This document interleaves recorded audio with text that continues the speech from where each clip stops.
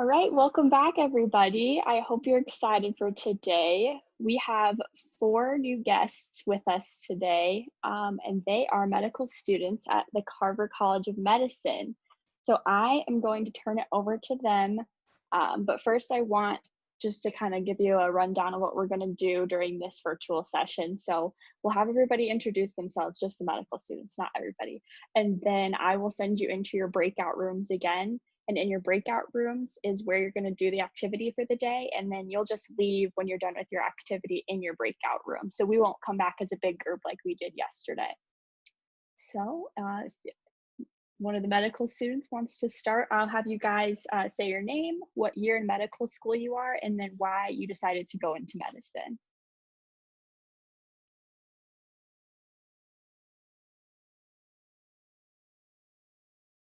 Okay, I can start us off. Hey, everybody. My name is Nathan Spitz. I'm from Osage, Iowa, which is up near Mason City, if anybody's familiar with that. I'm a rising second year medical student, and I went into medicine. Oh, wow, that's like a super long answer. But essentially, with some personal experiences with mental health and the mental health care system, I wanted to be a part of that and hopefully help kids like me who needed it. I can go next. Hello, everyone. My name is Morgan. I grew up in Bettendorf, Iowa, and I am also an incoming second year at Carver in medical school. And I always knew I wanted to do something in healthcare, was pretty interested in it growing up, and kind of started to get involved volunteering at the hospital in different pediatric areas, and found out that I just really loved the pediatric population and decided that that's what I wanted to pursue and help that kind of population.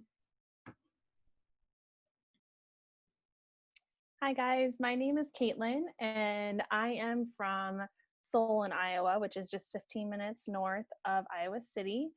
I am also a rising M2, pretty excited to start in a couple weeks, but also very nervous. And the reason I wanted to go into medicine was also kind of similar to both Nathan and Morgan's experiences, but I just had some personal experiences of family members who were affected by the healthcare system. And then I got really interested in healthcare, wanting to know more about it. And I ended up spending a few years as a CNA in the hospital and really enjoyed following the staff and the nurses and doctors. I just found that I really wanted to be a person who makes the decisions and really makes a contribution to healthcare. Hi guys, I'm Maddie. I grew up in Nevada, Iowa, and I chose to do medicine. I also had some like personal experiences with family members, which kind of first piqued my interest in medicine. But then, other than that, I started in biomedical engineering, and I really loved like the math and science and all of those things. But I decided that I liked interacting with the patients more. And so that's kind of how I decided to go into more the patient side of healthcare. So. All right, well, thank you, everybody. I'm gonna go ahead and put you guys in your breakout rooms. If you get kicked out, just come back to the main session and I'll put you back in your room. All right, have fun. Discussion based as possible, and I think that really helps when you can see each other in that regard. But just the kind of like layout for how this is going to go, this is our case-based learning session, and this is where we'll take a case of a patient and we'll kind of walk through the journey as if we were the doctors taking care of them. So we'll find out new information as we move along, and we'll ask some questions and learn more about it in that regard. But again, some introductions. My name's Nathan, second year medical student, and I'll help lead this case today. And I want this to be interactive so everybody has a chance to speak. So we'll probably just take turns kind of like popcorn reading through the case. I'll share my screen, that way everybody can see it. And that way we'll try and make it as interactive as possible. A couple other kind of like ground rule things before we get started. If you have questions throughout the case, like feel free to unmute yourself and ask. I want this to be as informative and fun and interactive as possible. Let's see, does anybody have any kind of questions right off the bat?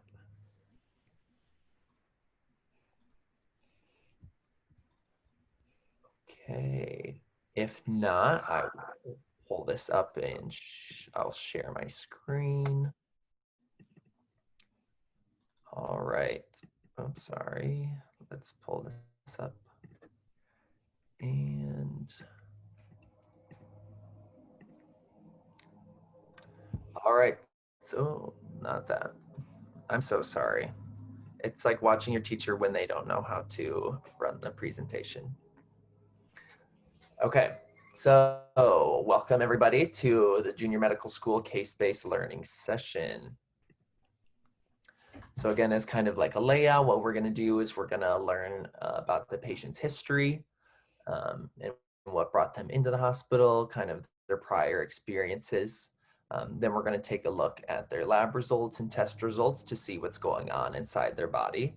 And then we're gonna try our hand at diagnosing. Okay, so first we'll look at the characteristics and their chief complaints, or what brought them into the clinic. So does anybody feel comfortable reading off this slide?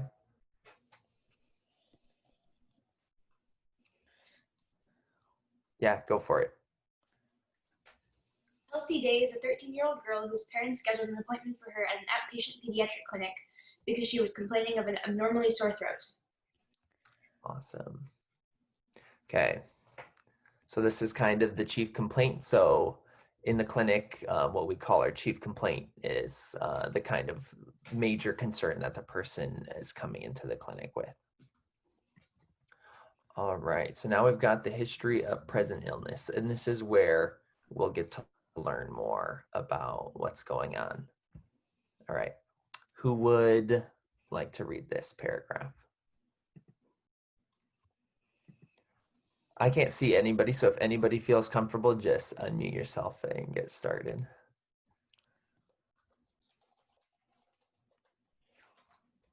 Yeah, go for it. Me? Yep. Okay. Kelsey is a basketball player at her junior high school. She came home from a basketball game 2 days before her doctor's appointment. Kelsey woke up the morning after the game with a sore throat. After school that day, she told her parents she has been having difficult swallowing and she has not been hungry. Her mom noticed she was warm and took her temperature. It was 101 degrees Celsius. Kelsey has also been complaining of a headache. Her parents noticed Kelsey's breath smells worse than normal. Awesome, thank you. So in these case-based learning sessions, when we're here in medical school, something that we like to do after we go through a couple sections is just to kind of reiterate or go through what the facts are of the case. So does anybody want to kind of, does anybody feel comfortable summarizing what we've learned thus far about Kelsey?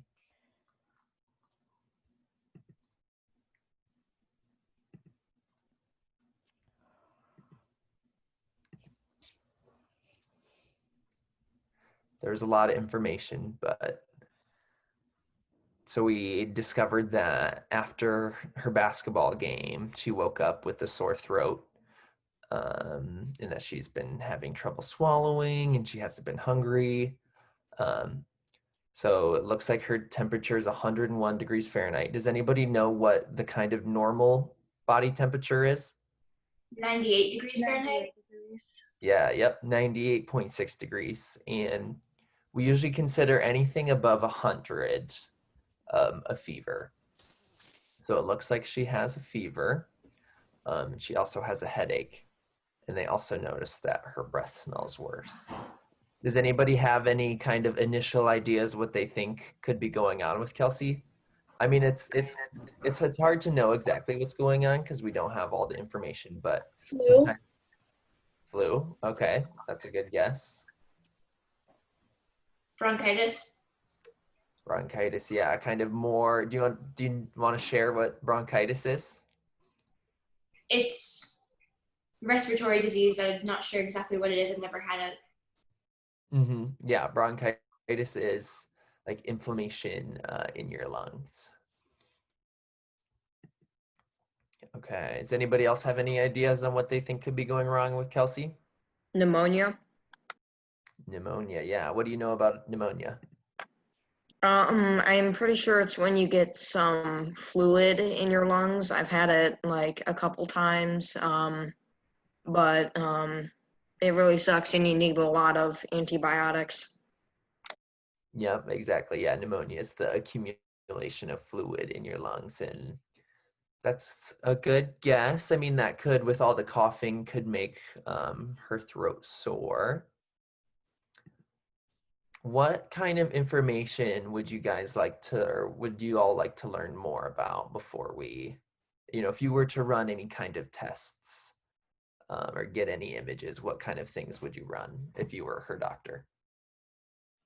I would try to find out if she has any allergies, because sometimes you can get some of these symptoms from just seasonal allergies. Very nice. Yeah. With that kind of sore, scratchy throat and kind of the headache. I'd be really interested to see how that would, with her breath smelling worse. That's kind of an interesting little tidbit right there. But you could simply ask her for her breath smelling worse. Like, maybe she forgot to brush her teeth. I don't know. Yeah. We want to. Ask her that. That's a really good idea. We kind of want to try and rule out other things. If it was just, maybe she just has a cold and hasn't brushed her teeth in a while. So that's a really good idea. What other kind of tests would you all run? And there's no like wrong answer here. I know that y'all are. Swabbing, like doing like a throat swab thing, the thing that you, what's it called? Yeah, swabbing her throat or something. I don't know. Yep, yeah, to test for like strep throat. That's a pretty common back of the throat one. So somebody had said the flu test. So for influenza, it's a similar test to what they're doing for COVID-19, where they stick the swab up into your nose. So that might be a good test to run, especially if she has a fever. Does anybody else have any other ideas? You could look in her throat to see if it's like swollen. Yeah, awesome. We need to see. We haven't gotten that far yet. We don't know what the inside of her throat looks like, but maybe if there's some pus back there, the kind of white gunk can, maybe a sign of an infection or irritation.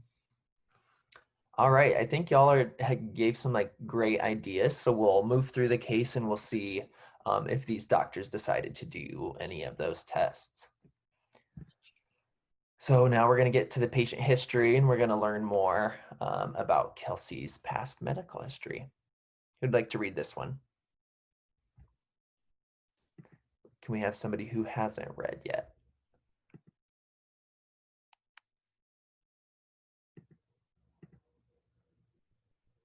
Anybody feel comfortable reading out loud? Yeah, go for it. Me? Yep. Okay, so Kelsey has no serious medical conditions or illnesses. She had a cold 2 weeks ago that she had just recovered from. Kelsey has had well, my tongue's not working today. Has several cases of viral tonsillitis, but never more than twice a year, in which her tonsils became swollen and sore.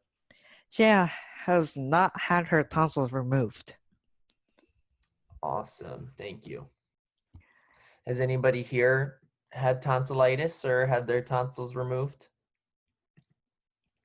Yeah, I'm seeing a couple of. Kayla, do you want to share what that experience was like? I was really young and I don't quite remember it, but I know I had it done. Okay, gotcha. Yeah, so somebody mentioned looking into her throat, and that could be a good idea. You know, if she's struggled with tonsillitis and her tonsils are swollen and sore, we'd want to make sure we can look inside and see if they're swollen like that. Okay, so this is interesting. If she's had problems with it in the past, maybe this is it flaring up again. It could also be something else. Okay, so now that we know more about Kelsey's history, we want to learn more about her family history to see if there's any kind of conditions that may be genetic or that her parents or siblings have struggled with. All right, who wants to read the family history? Anybody who hasn't read? I'll do it. Yeah, awesome. Mother and father present as healthy individuals. The mother had mononucleosis 6 months ago, and the father has had his tonsils removed from many cases of tonsillitis when he was a teenager. The maternal grandmother has had problems with her thyroid. The paternal mother has had colon cancer and is now in remission. All right, thank you. And they have some definitions on the screen. So they talked about mononucleosis, which is a virus common in teenagers, and it can make you really tired, have a sore throat, swollen tonsils, and a headache. So it looks like here we've got a couple common symptoms where Kelsey has a sore throat, she had a headache, and we know she's struggled with swollen tonsils in the past. Your thyroid, I don't know if everybody can see my screen, but your thyroid is a gland in your neck that sits kind of right here. And sometimes you can feel the little like bumpy structure if you like kind of grab your neck and swallow. And then your colon, which are part of your bowels. And then remission just means that it's a temporary recovery or that her grandmother's cancer is gone. Okay, so we got some good information about what's happened to her family in the past. Does anybody know a common way that mononucleosis is spread amongst teenagers or young adults? Coughing. Coughing, that's a good one. It's kind Isn't of it known. like from sharing? Isn't it like from sharing either water bottles or like, I don't know, just like from saliva? Correct. Yeah, it's known as the kissing disease. So like she just mentioned, from sharing saliva or drinks or kissing, that's a pretty common way for mononucleosis to spread. So especially in college dorms, this can be a pretty common virus. Okay. So we've learned that her mother had it 6 months ago. So it's probably not super likely that Kelsey had it if her mother had it a while ago. So it looks like her father had his tonsil removed when he was a teenager. So maybe, this could be something that runs in the family. So her maternal grandmother had problems with her thyroid and cancer, but if it was colon cancer, she probably wouldn't have a sore throat. Okay, now we're going to learn about the social history, and this is where we learn more about Kelsey's kind of day-to-day life to see maybe if there were any kind of influences in that regard. Who wants to read this one out loud?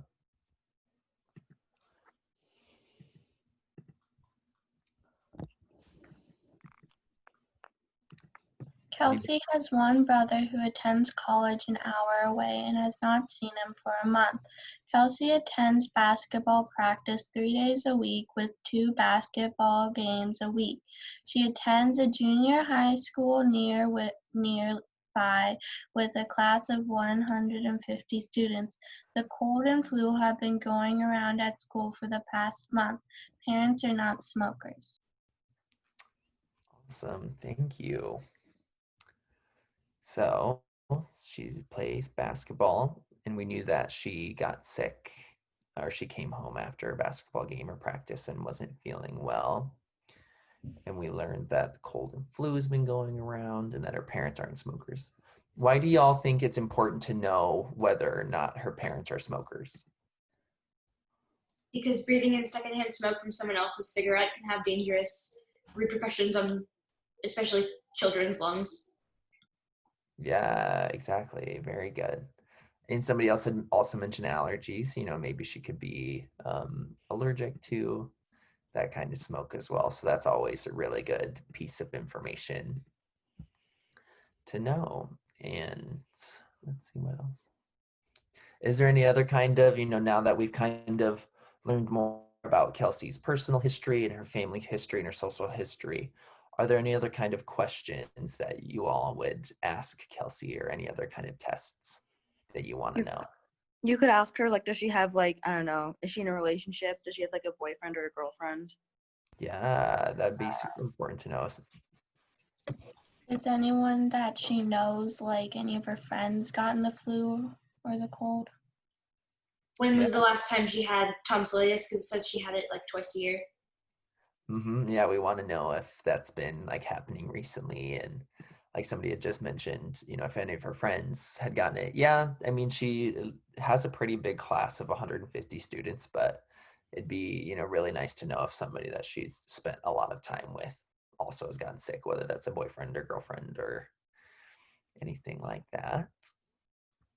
Are there any other kind of like diagnostic tests or scans that y'all would want?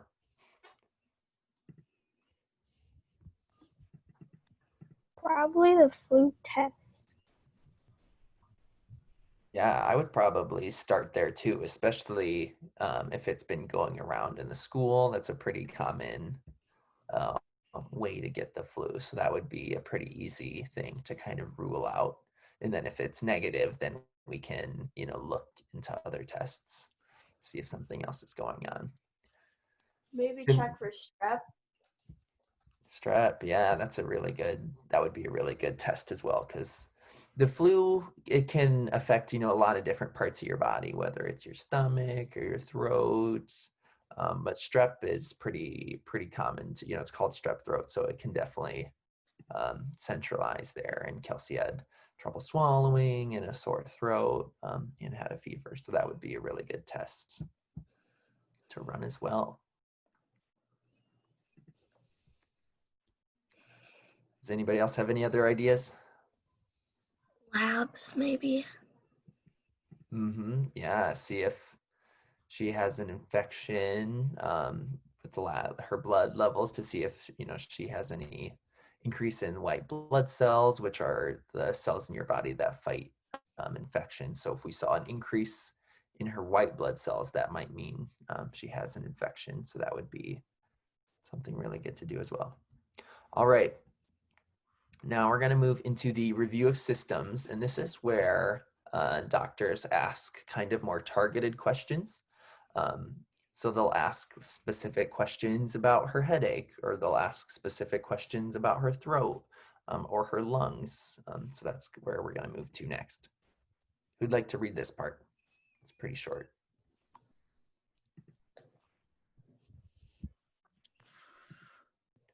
Yeah, go for it, Ellie. Kelsey's parents feel like she is less active than she usually is. She is eating and drinking less than normal following a basketball game. There has been no coughing. Thank you. All right, this is interesting. There's no coughing. What does that tell you? Does that narrow down some of our possible diagnoses? Or does that make it harder to tell? It's probably not pneumonia now that there's no coughing. Right, yeah, that's one of the most common kind of complaints with pneumonia, when you have fluid in your lungs and your body's trying to get that fluid out. So we can probably rule out pneumonia.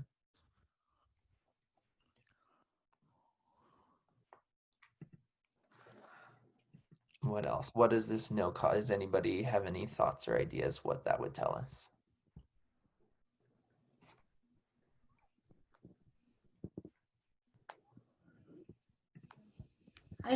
think she would have to get her tonsils out if she's not coughing a lot. Yeah, that would be a good kind of indication. If it's not really bothering her that much, then hopefully we don't have to remove them. And if she only has it twice a year, that's usually not enough times for us to consider doing surgery.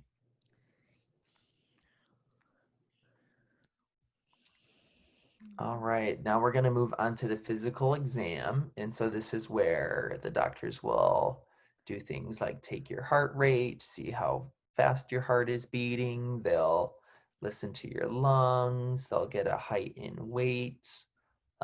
This is where they'll, tap on your belly and see if there's anything going on down there. So this can be kind of confusing. So I'll just kind of walk us through this part. So the vital signs, so these are the kind of important categories that the doctor wants to look at. So her blood pressure, it looks like Kelsey has 121/77, and the normal blood pressure is 120/80. So it looks like she has a normal blood pressure. Looks like her heart rate's at 65 beats per minute, so her heart's beating 65 times in a minute, and looks like that's normal. So her respiratory rate, or how many times she is breathing per minute, is 14 times per minute. It looks like that's normal. So y'all had said it right. The normal temperature is about 98.6 degrees Fahrenheit, and Kelsey's is at 101.6. So that would be a fever. So for Kelsey's age and height, looks like she's normal here. And under general appearance, this is what the doctor noticed just by looking at her. So they're saying that she's got dark circle under her eyes and heavy eyelids. She really is looking pretty tired. Does this help us kind of narrow down anything? Is it the diagnosis still kind of up in the air? What do y'all think? It looks like she's normal except for her fever. Yeah, it looks like, all of her values are normal. So that's good. That, can help tell us that, she's not too sick, which is good. She won't have to be admitted to the emergency room or anything like that.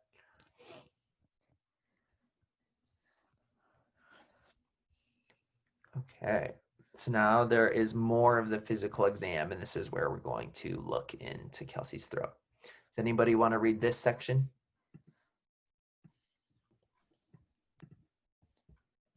Yeah, go for it. Me? Yep. Physical exam continued. Ears and nose look good and clear. Normal mucus present in nose. No signs of allergies. Throat appears red and swollen with spots of white pus. Tonsillitis is present. Uvula is englared. Tongue appears gray and furry, and breath is foul smelling. Yep, foul smelling. You had it right. Okay, who knows what the uvula is? It's kind of a weird word. It's the thing in the back of your throat that like dangles from your mouth. Yeah. The punching bag. Yep, the punching bag of the mouth. Nice job. All right. So when we look at this more, it looks like her ears and nose are good and clear. So that's nice. We can kind of rule out like an ear infection or anything like that. And somebody mentioned, maybe she has allergies, but there were no signs of allergies. So we can kind of rule that out.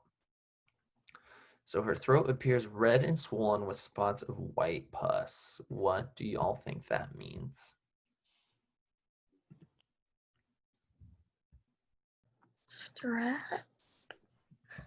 Strep, yeah, it could be strep. Strep is a bacterial infection. And when we get infections, the white blood cells that are trying to fight that bacteria can die. And then when they die, and they all kind of bunch up, that kind of white fluid is those dead cells that we call pus. So it looks like tonsillitis is back. So her tonsillitis, the ending itis means inflammation. So it looks like her tonsils are inflamed. And her uvula is enlarged. Huh, that's interesting that her tongue is gray and furry and that her breath is foul smelling. I can't say I've ever seen a gray and furry tongue, but Yeah, I think that tongue would explain the bad breath. right, if there's some fur growing on it. Yeah, so that's not normal. So we know something definitely is not going well. Let's see. So when we look at these parts of the physical exam, it says her lymph nodes are enlarged. Who knows what your lymph nodes are? I think they're part of your immune system. I think they carry like a bunch of your white blood cells and stuff like that. I'm not completely sure. Yeah, that was really good. They're the kind of like storage sites. So like you said, they can produce white blood cells and they can also store them in. So your lymph nodes, lymph is like fluid in your body that helps carry substances to be filtered. And so they're kind of like that collection site. If there's gunk or toxins in your body, the lymph fluid will carry it through those lymph nodes and it can help kind of filter some of that bad stuff out. So if her lymph nodes are enlarged, that might mean there's more filtration and more white blood cell production. So it's a pretty good sign that some kind of infection is going on. So lungs have no audible wheezes and are clear. So I think we'd already kind of ruled out pneumonia, but this is another good kind of sign if we aren't hearing any noises. That's good. Okay, so we've got the spleen is not enlarged from a touch. Does anybody know what the spleen does? Doesn't it do something with your blood, like filter it or something? Yeah, that's exactly it. It's there to filter your blood. Nice job. Okay, and we've got no rashes present. So this is kind of the last slide before we get to the results. Does anybody have any kind of final diagnoses, or does anybody still have any kind of test that they want to run? I would definitely take a tongue swab because if your tongue is gray and furry, that is not normal. I want to know what's going on with that. Yeah, exactly. That your tongue should never be gray and furry. So that is a really good test to run. Wait, what if she ate something? Like a rat or I mean, if her tongue is now a rat, then we would want to know that too. So yeah, I guess that's a good. But you're on the right track. Like we want to know, if she could have eaten something and that would cause her breath to be foul smelling. But if you did ask her if she ate something and what would you do then? How would you follow up with that? Was it expired? Yeah, that's something good to know. How else? How would you kind of rule out that it was something that she ate?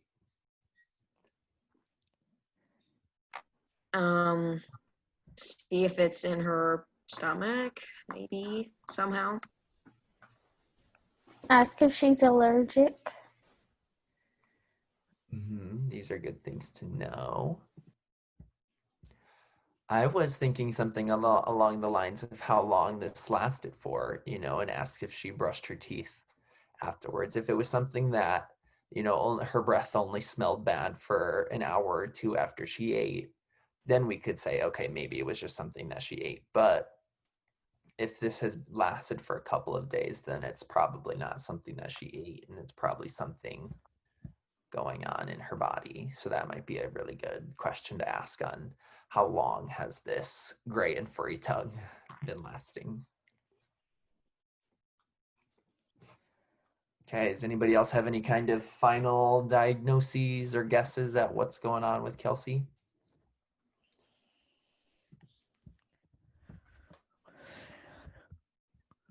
we can kind of recap. So we had initially thought, maybe it was allergies, and we found that there was no sign of allergies. We thought maybe pneumonia, but it sounded like there's no wheezing and that her lungs are clear, so it's probably not pneumonia. We had guessed the flu, and it definitely could be the flu, but because her, she doesn't really have any GI or stomach complaints, and she's not coughing, I think that kind of lowers the possibility of the flu. What were some of the other things that we had guessed? Strep throat.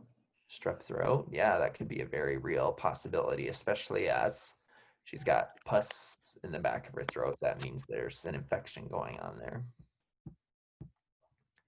Did we have any other kind of ideas that we wanted to rule out?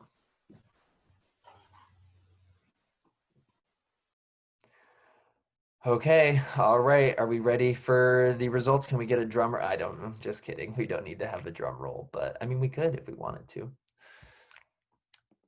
But it looks like Kelsey has a rapid antigen detection test for strep tests, and they tested her throat and it came back positive for group A streptococcus bacteria. So nice job, everybody. Y'all guessed it right. I think that's a good sign that maybe you'll be good healthcare workers in the future.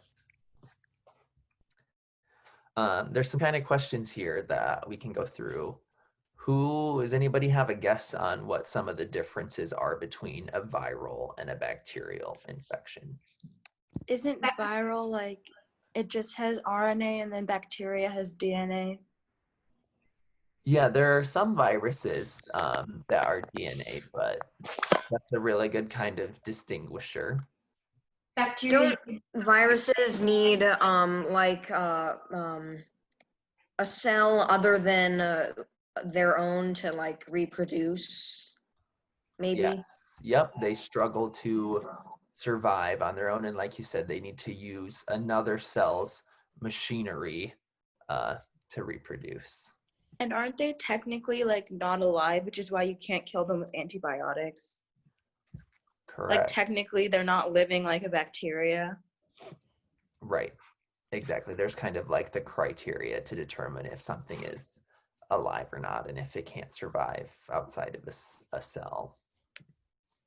What else? What are some other differences between viral and bacterial diseases?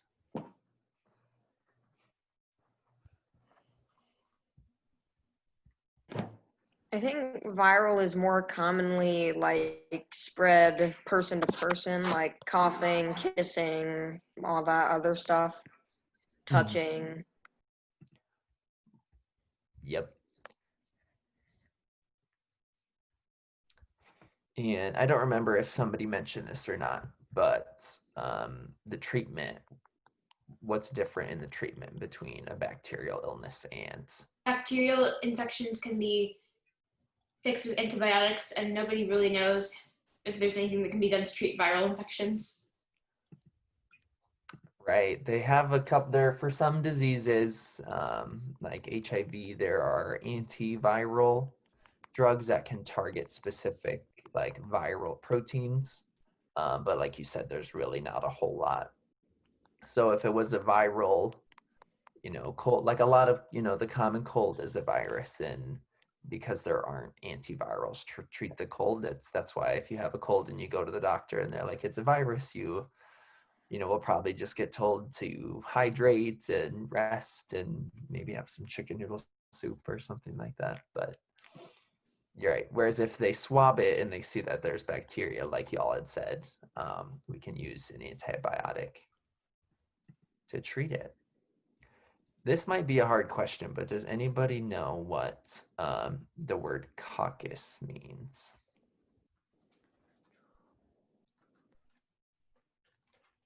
You might not have learned that yet in school.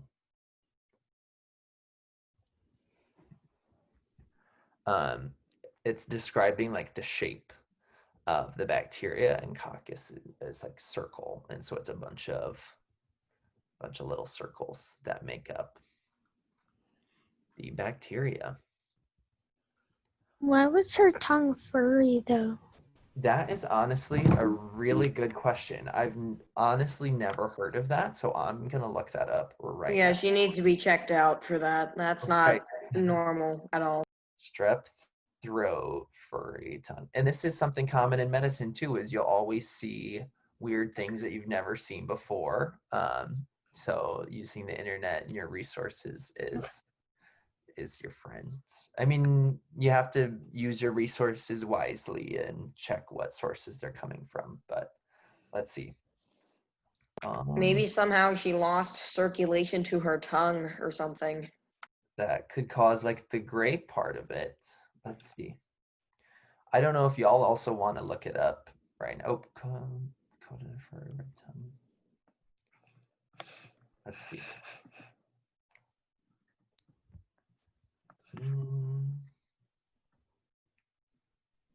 Apparently, yeah. Let's see. Anybody found anything? I found something. It didn't say why.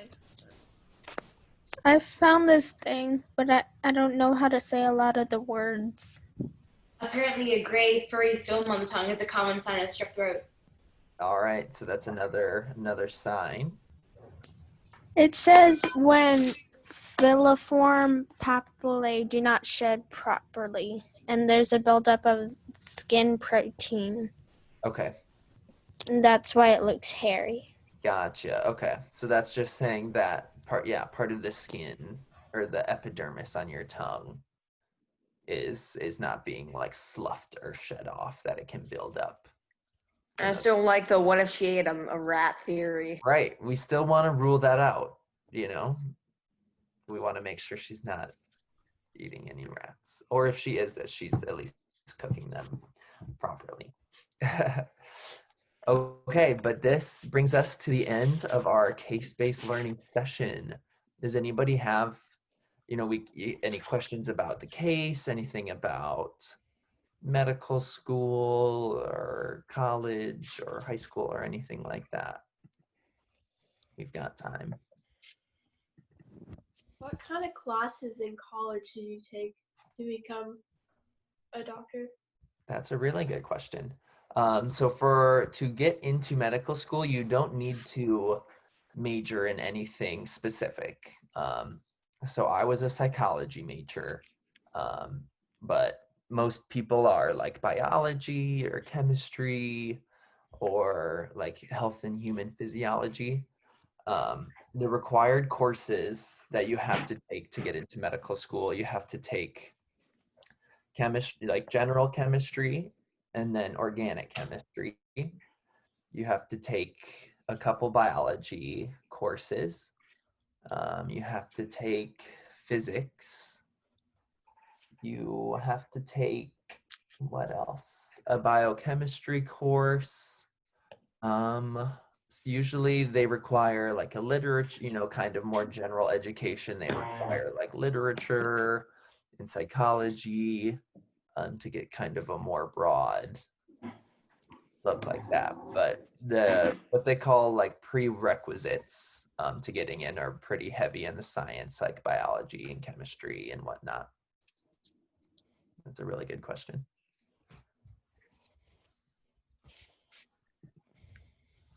Does anybody else have any questions about high school or college or the path to becoming a doctor or anything like that? How many years does it take to become a doctor? That is a really good question. So we'll start after high school. So after high school, it's usually 4 years in college and what they call like your undergraduate.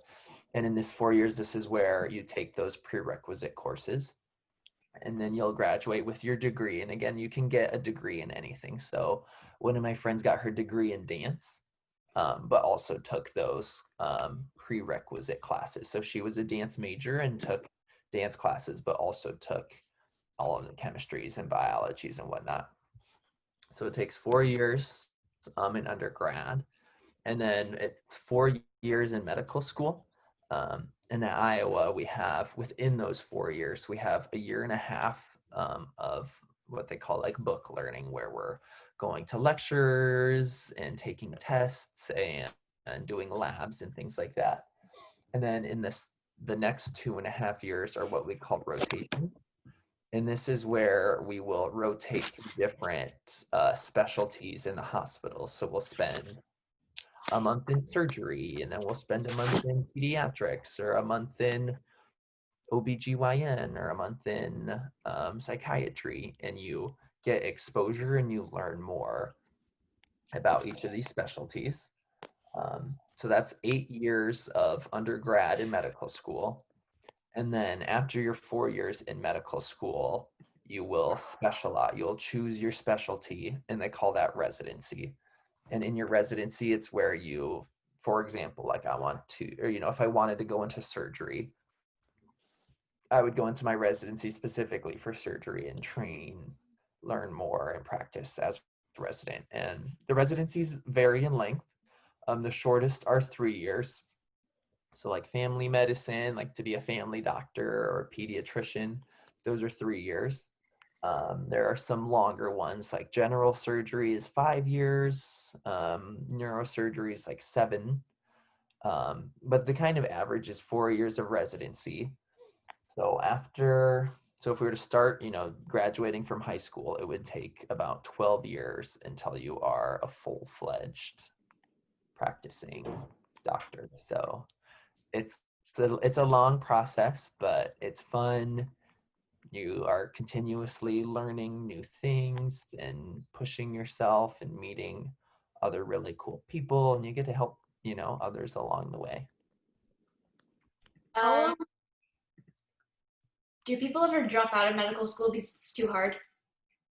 Sometimes, yeah. I think it's definitely glamorized in, Grey's. I don't know if anybody watches like Grey's Anatomy, You're the Good Doctor, New Amsterdam, but it can seem really exciting.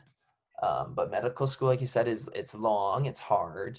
It's a lot of just sitting down and hitting the books. I think in the Carver College of Medicine, we had I think like 6 people in medical school take some time off, and it's most of the time for like family, if you have a really bad family emergency and need to take some time off. Just the speed at which medical school moves, if you have to take a significant amount of time off, they usually recommend that you like suspend your studies. Some people, just can't handle the speed, but it's not super common like to drop out because it's too hard. Some people do fail, but I think what's different between undergrad and medical school is once you get to medical school, there's a lot of support, and the people really do want you to do well, and they will try their hardest to make sure that you can make it through. They're investing in you, they want you to do well, and they're there to help. So it's really nice in medical school to have so much support, whether it's mental health resources or study, tutor groups or counseling sessions. There's a lot of support in medical school, which is nice. But yeah, it is hard. It's a long process, and some people get in and they realize like, I don't want to wait another 8 years until I'm done training and schooling. So that's a common reason people might stop as well.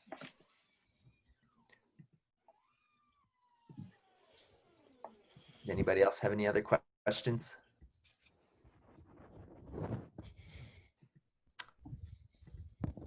Well, if not, thank you everybody for joining and participating. It was a lot of fun. I hope that you learned something along the way and got like a little look into what some of our medical school classes are like. This is really common for what we do every week, to sit down and work through cases and just throw out hypotheses on what we think is going on, and then learning more. Yeah, I hope you had fun up to this virtual. I'm sorry, it's virtual, but I hope you're still learning a lot and learning more about science and medicine and all that stuff. But I have a will, question. yeah.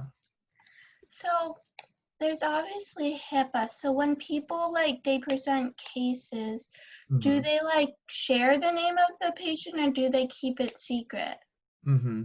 So if you're working with other people in the care team, so let's say, I'm a doctor and I need to ask a nurse about a question, because that person is involved in the case, you can share the patient's name.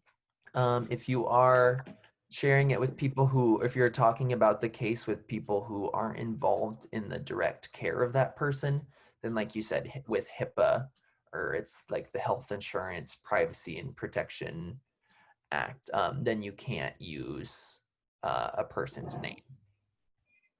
So I think the kind of important distinction is this person a direct part of that person's care to be able to use that person's name? Does that answer the question? Do medical students ever work with doctors to help treat patients? Yeah. So in our first year and a half, we do kind of essentially shadow, and we start that process. And then at Iowa, in the 2.5 years after our book learning, that's where we're rotating through.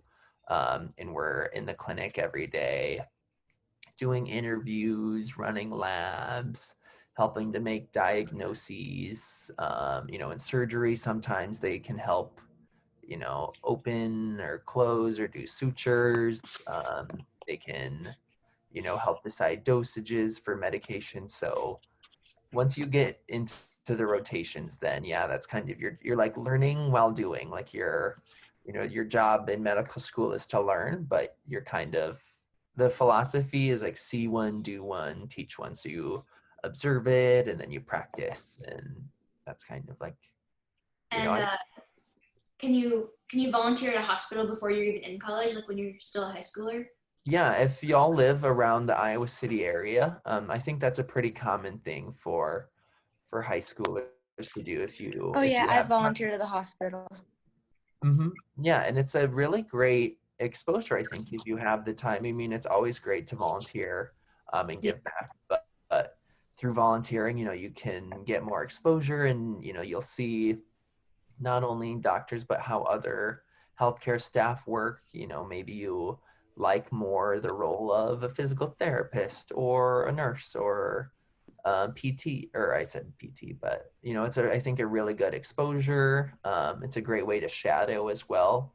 If you're volunteering on the unit and maybe you see a doctor or interact with them, that can be a great way to form a connection in that regard too. So yeah, that's if you live, and even if you don't live in the Iowa City area, and you can usually ask people at your local hospital as well. And What if you don't live in Iowa? You can still, sorry, I didn't explain that very well, but wherever you are, if you have a local clinic, I don't know exactly who you would talk to. You could usually Google, Hospital X volunteering, and see if they have a website or an application. And if not, you usually can find somebody to contact to volunteer, and they want people to volunteer. It's super important and helpful, and they can probably find something for you. Okay, it is 10:55, so I think that about wraps up our time. Thank you again, everybody, for the great questions and participating. I hope you had fun. I hope you learned something new and exciting, like don't eat rats, but I hope you all have a good rest of your week. Bye. Bye.